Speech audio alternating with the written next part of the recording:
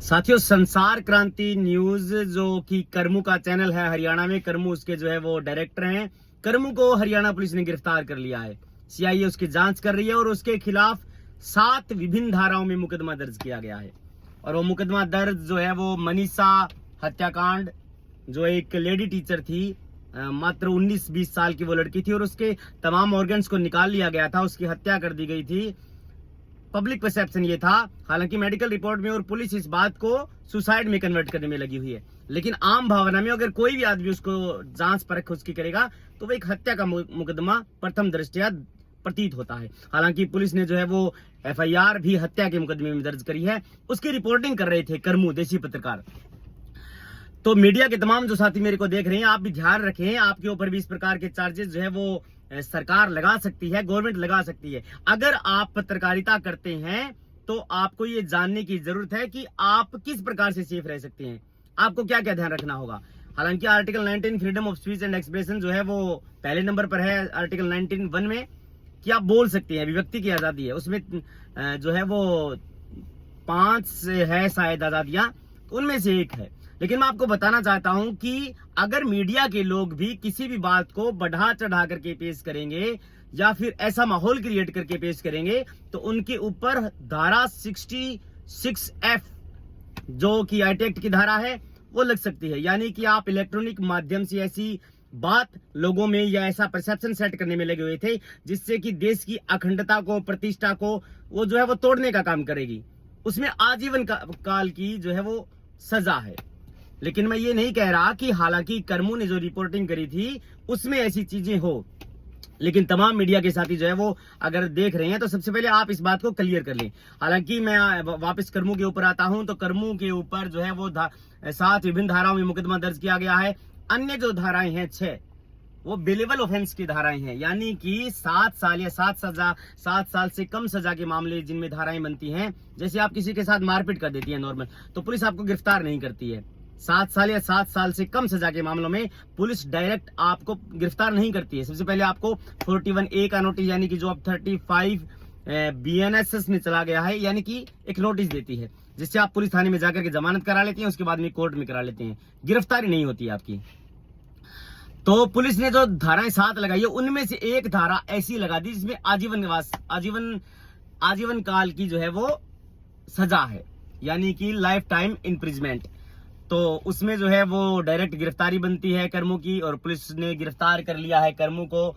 तो मैं बताना ये चाहता हूं कि अगर आप भी इस प्रकार का मीडिया आपका चैनल है और आप भी काम करें तो कम से कम पुलिस, मान लीजिए राज्य सरकार आपके ऊपर किसी के दबाव में आपके ऊपर मुकदमा दर्ज कर देती है, लेकिन आपके पास कंटेंट तो कम से कम ऐसा होना चाहिए जिससे आप अपना बचाव कर सकें।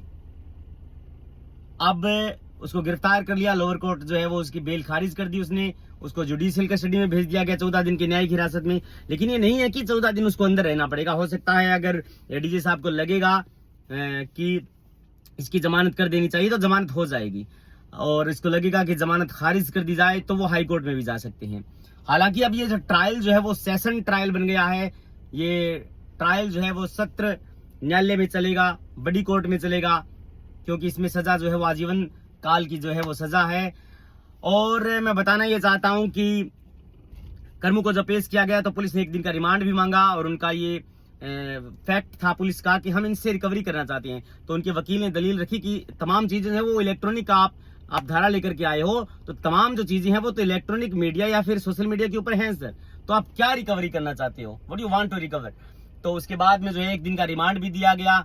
तो मैं आपको बताना चाहता हूं कि अगर आप भी पत्रकारिता करते हैं, मेरे तमाम जो साथी पत्रकार सुन रहे हैं, आप कम से कम अपने बचाव के लिए ऐसे शब्दों का प्रयोग, ऐसी चीजों का जो है वो बात प्रयोग ना करें, स्पेशली जहां पर आंदोलन चल रहा हो, जिससे कि भड़काव की स्थिति उत्पन्न हो जाए, आपके शब्दों से ऐसा गहरा आघात पहुंचे कि जिससे कि देश की अखंडता पर भारी प्रभाव हो। हालांकि नेताओं के ऊपर भी ऐसी चीजें लग सकती हैं, और मीडिया के जो साथी हैं वो भी ध्यान रखें। आपके लिए बचाव के लिए ऐसी चीजें होनी चाहिए जिससे कि आप बोल सको कि सर हमने तो ये फैक्ट रखे थे। हालांकि पुलिस आपके खिलाफ तमाम एविडेंस कलेक्ट करके तैयार रखेगी ताकि वो मुकदमे को स्ट्रॉन्ग बना सके और वो आपको दबाने का काम कर सके। हालांकि करमू को आजीवन कारावास मिले, इसका मतलब ये नहीं कि वो अब आजीवन कारावास में रहेगा, उसकी जो है वो बेल ग्रांट हो जाएगी। हो सकता है कुछ टाइम लगे, क्योंकि धाराएं ऐसी लगा दी है पुलिस ने। अगर 7 साल या 7 साल से कम सजा के मामले होते तो Arnesh Kumar versus state of Bihar में सुप्रीम कोर्ट ने गाइडलाइन जारी करी थी कि पुलिस इस तरीके से गिरफ्तार नहीं कर सकती 7 साल या 7 साल से कम सजा के मामलों में।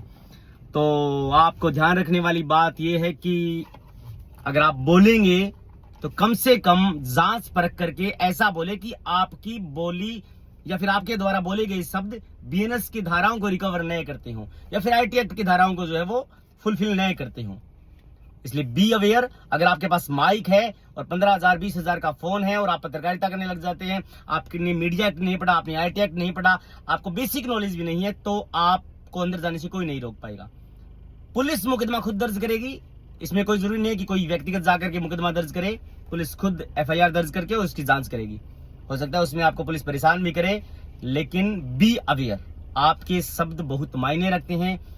आपके द्वारा कही गई कोई बात से अगर दंगा भड़क जाता है, ऐसी परिस्थितियां उत्पन्न हो जाती है, तो फिर वो जान माल की हानि और देश की प्रतिष्ठा पर सवाल खड़ा करती है। इसलिए पुलिस जो है वो मुकदमा दर्ज कर लेती है। इसलिए बी अवेयर, ध्यान रखें। Thank you.